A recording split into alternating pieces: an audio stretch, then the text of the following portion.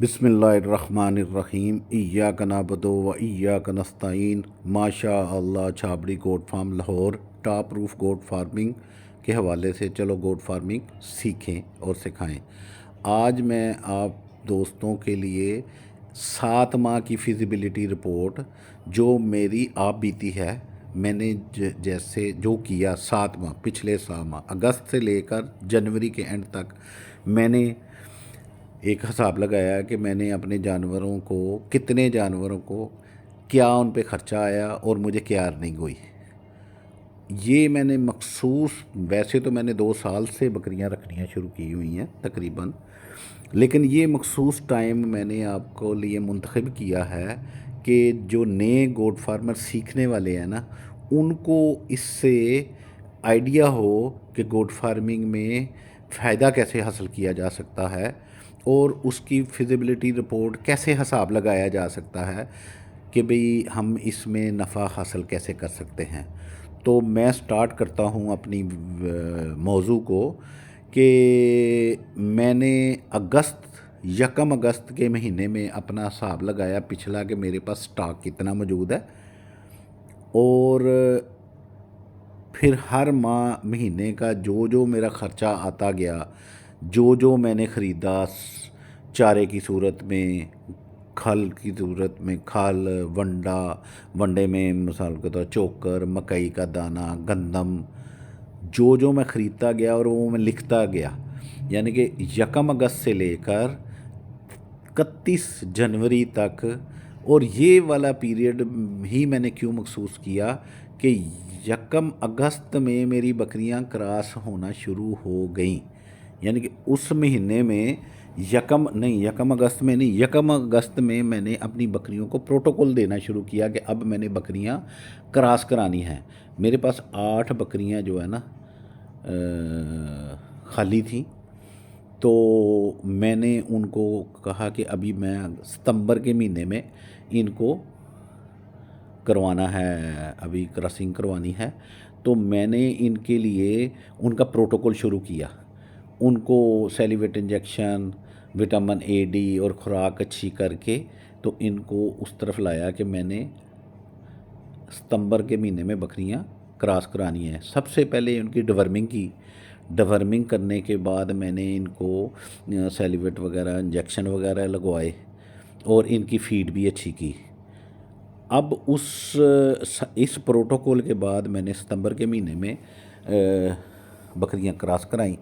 तो मुझे जनवरी में आके, अभी जनवरी शुरू में ही मुझे आके माशाल्लाह मेरी 5 बकरियों ने बच्चे दिए।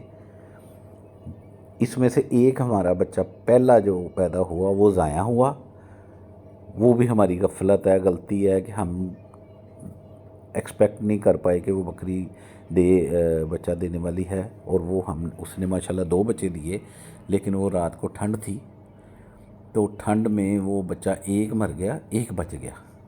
तो वो जहाँ हमने बकरी को लैदा किया हुआ था, वो एक बाथरूम जितनी जगह थी मेरे बाड़े में, उसमें यानी कि उसके दीवार में से ईंटें निकाल के उसके बाहर खुली थी, जो बाहर वाली हम बकरियां भी उससे खाती थी और वो बकरी भी निकालती थी। उसकी सेफ्टी के लिए उसको लैदा बंद किया। अब गलती ये हुई कि नीचे जो फटे लगे हुए थे ना, मेरी जो बेड है ना जहाँ मैं रात को बकरियां बंद करता हूँ, वहाँ नीचे फटे लगे हुए हैं। वो फट्टों में गैप ज़्यादा हो गया था लकड़ियाँ सूखने से। उसका आइडिया हमें नहीं रहा कि जब बच्चा पैदा होगा उसके पाँव तो छोटे होंगे, तो वो उसमें से उसका पाँव बीच में फंसे हुए थे। जब सुबह आए तो एक मर गया हुआ था, एक बच्चा बच गया।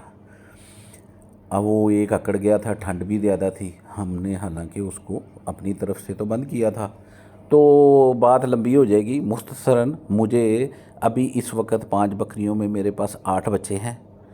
अभी मेरी 2 बकरियां और हैं एक्सपेक्टेडली, वो इंशाल्लाह ताला वो भी बच्चे देंगी। वो लेट किस लिए हुई कि एक बकरी दोबारा रिपीट हुई, तो वो फरवरी के एंड में दोनों बकरियां जो है ना वो बच्चे देंगी। तो इट मीन कि वो एक अलहदा सब्जेक्ट है कि हमने सेम सीज़न में बकरियां क्रॉस कराएं और सेम महीने में हमारे पास बच्चे इकट्ठे आएँ, तो हमारी जो मैनेजमेंट है ना उसमें आसानी, उनको संभालना ये फ़ायदा है, उसको हम आसानी से संभाल पाते हैं ना। तो इस पॉइंट ऑफ व्यू से हमने वो बकरियां सेम सीज़न में कराई और सही मौसम में कराई। सितंबर बेहतरीन मौसम होता है, उसमें आप क्रॉस कराते हैं तो आपको जनवरी एंड में या फरवरी में आपको बच्चे मिलते हैं, उस वक्त मौसम अच्छा होता है। तो असल मौजू हमारा था कि मैंने इन सब में, स्टॉल फार्मिंग में, टॉप रूफ गोट फार्मिंग में मैंने 1,80,000 रुपया खर्च किया इनको खिलाने में। जो मेरा इनके ऊपर खर्चा आया 1,80,000 रुपया मेरा खर्चा आया। अब मुझे अभी 8 बच्चे आ चुके हैं, एक्सपेक्टेडली इंशाल्लाह ताला 4 बच्चे और आ सकते हैं, ज़्यादा भी हो सकते हैं, लेकिन 4 की आप एक्सपेक्टेशन लगाएं। 2 बकरियों से एक और बकरी है, वो भी हमें नहीं अभी कंफर्म कि वो क्रॉस हो पाई है कि नहीं हो पाई, लेकिन 8 बकरियों में से 5 ने दे दिए, 2 के श्योर हैं, तो इसमें के 12 बच्चे आ जाएंगे। अब 12 बच्चे जो पैदा हुए हैं उसको अगर कैलकुलेट करें, 1,80,000 मैंने खर्च किया अच्छा वंडा डाल के। अब इसके अलावा मेरे पास कुछ लूसन और कुछ मूंगी का भूसा भी पड़ा हुआ था, अगर वो भी लगाएं तो 2 लाख रुपये खर्चा लगा लेते हैं मोटे हिसाब में। वैसे ज़्यादा खर्च था, लेकिन अगर आप इसको 2 लाख ही कंसीडर करें। अब इसमें कोई मैंने मुलाज़म की तनख्वाह नहीं डाली, मेरे पास मुलाज़म है जो मेरी बकरियां, अभी आपको दिख रहा होगा वीडियो में पीछे कि वो मेरे और भी बहुत सारे काम करता है, मेरे ऑफिस का काम भी करता है, मेरे घर के सौदा एक ही मुलाज़म मैंने रखा हुआ है। तो वैसे तो मेरे पास और दुकान पे मुलाज़म और हैं, लेकिन ये बकरियों को स्पेशल संभालता है। उसके बाद जो फ़ारग टाइम में कोई और काम भी हो तो मैं वो करता हूँ, तो मैं इसकी तनख्वाह अभी कंसीडर नहीं कर रहा। तो 2 लाख रुपया ख़र्चा आने के बाद मुझे 12 बच्चे अगर आते हैं, तो 12 बच्चों को आज 2025 का फरवरी का महीना जा रहा है, मैं अभी ये वीडियो डाल रहा हूँ, तो 15,000 का भी बच्चा लगाएं एवरेज, यानी कि वो कैटेगरी या इसका यानी कि नस्ल पीछे, हालांकि मेरे अपने बकरे से अच्छा मेरे पास बकरा है। अच्छा, मैं कहता हूँ जी मंडी में जाके आपने बेचने हैं और सारे बच्चे आपने इकट्ठे खरीदने हैं, तो आपको 15, आपको पता ही है 20,000 का भी 22,000 का भी बच्चा बिकता है। अगर हम इसको 15,000 कंसीडर करें तो 12 और 6 18, 1,80,000 रुपये में बच्चे ये बिकते हैं। तो कहने का मकसद ये है कि 2 लाख के खर्चे के बाद 1,80,000 रुपया मुझे मिला। अब इसमें अभी दूध भी मुझे आ रहा है, वो मैं कंसीडर नहीं कर रहा बच्चों को मैंने, लेकिन एक और कैलकुलेशन है, अभी 3 माह बच्चों ने सिर्फ दूध पीना है, मैक्सिमम इनकी जो खुराक है वो दूध है। 3 माह मैं बच्चों को अभी पाल के मैं बेचूं तो वो मेरे बच्चे 30,000 के हो जाएंगे। तो 3 माह का बकरियों का और ख़र्चा डाल लें, तो 3 माह के अंदर अंदर मैंने इनको दोबारा प्रोटोकॉल करके दे के 2 माह का, और फिर मैंने दोबारा क्रॉस कराना है अक्टूबर में। तो ये मेरा अगला सीज़न स्टार्ट हो जाएगा अगले 7 माह का।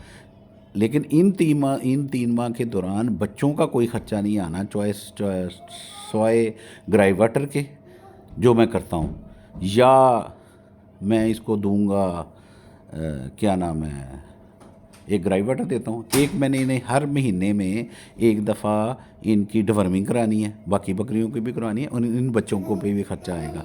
एक डिवर्मिंग करवानी है और टेक केयर करनी है। अब और इनको मैं तो कोई स्टार्टर कोई ख़रीद के नहीं डालता, मैं इनको चोकर और मकई मिक्स करके कभी कभार बारीक खाल बीच में डाल के वो सूखी में डालता हूँ, तो वो बच्चे खाते रहते हैं। साथ थोड़ा बहुत लूसन अगर हो, वो भी अभी मेरे पास नहीं है। हरा चारा मैंने इनको डालना नहीं है, बच्चों को तो स्पेशली नहीं डालना, तो अगर मूंगी का भूसा हो तो वो डाल देते हैं, यानी कि इनको खाना सिखाना है ना, तो वो आहिस्ता आहिस्ता होगा। तो वो उसको ख़र्चा ना भी लगाएं, लेकिन दूध पी के 3 माह में ये बच्चे जो है ना, ये 15 से 30,000 रुपये में हो जाएंगे। तो वो जब 3 माह का पीरियड गुजरेगा तो फिर ये 30,000 का बच्चा, ये अगर 10 का लाएँ तो 3 लाख, 3 लाख और 2 बच्चे और 60,000, 3,60,000 रुपये के ये बच्चे हो जाएंगे, अल्लाह ताला इनको सलामत रखे। तो फिर ये प्रॉफिट में आएगा, अगले 3 माह के बाद प्रॉफिट में आएगा। अगर एग्जैक्टली बच्चों को पैदा होते ही बेच दें तो ये नुकसान है। तो मैं कह रहा था कि अगर इस सूरत में अगर हम बच्चे छोटे पे बेचेंगे पैदा होते ही, तो हमें नुकसान मिलेगा। लेकिन अगर हम इनको 3 माह बच्चों को दूध पिलाते हैं तो और तो कोई ख़र्चा नहीं होगा। वो अगर ख़र्चा है भी है तो बेमानी है, यानी कि आप स्टार्टर डाल सकते हैं, आप थोड़ा बहुत उनको यानी कि मुँह मारने के लिए कोई लूसन वगैरह डाल सकते हैं, तो वो साथ डालने के लिए उनको यानी कि स्टार्ट करने के लिए साथ थोड़ा बहुत डालेंगे। तो उन्होंने ब्राइनम खाना है, बेसिकली उनका ख़र्चा जो है ना उनके दूध का ही होगा जो अपनी माँ से वो पूरा करेंगे।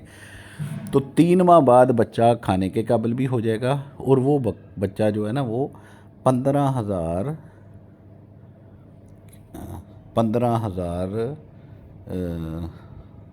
क्या कह रहा हूँ 15,000 के बजाय वो 30,000 का हो जाएगा। अगर वो 30,000 का बच्चा हो जाता है तो 12 बच्चों के पैसे बन जाते हैं 3,60,000 रुपये।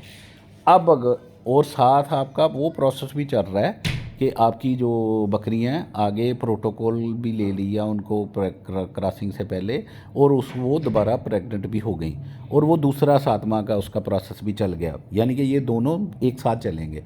और आपके बच्चे अगर 3 माह पाल के आप बेचते हैं तो आपका ख़र्चा हुआ था 2 लाख, आपके बच्चे मिनिमम गिरते पड़ते भी 3,60,000 के बिक गए, इससे ज़्यादा के भी बिक सकते हैं। तो आपको 1,60,000 रुपया बचत आ जाएगी। महीने जो 2 ज़्यादा लगेंगे या 3 ज़्यादा लगेंगे उनमें आपका अगला प्रोसेस भी स्टार्ट हो चुका होगा। तो 7 माह बाद आप कंसीडर कर सकते हैं कि भी महीने तो 10 लगेंगे लेकिन आपको ये बच्चे फ़ायदा देंगे। मेरे ख़्याल में मैं आपको अपनी बात कन्वे कर पाया हूँगा। अल्लाह ताला हम सबको आसानियाँ अता फ़रमाए और आसानियाँ तक़सीम करने की तौफ़ीक़ अता फ़रमाए।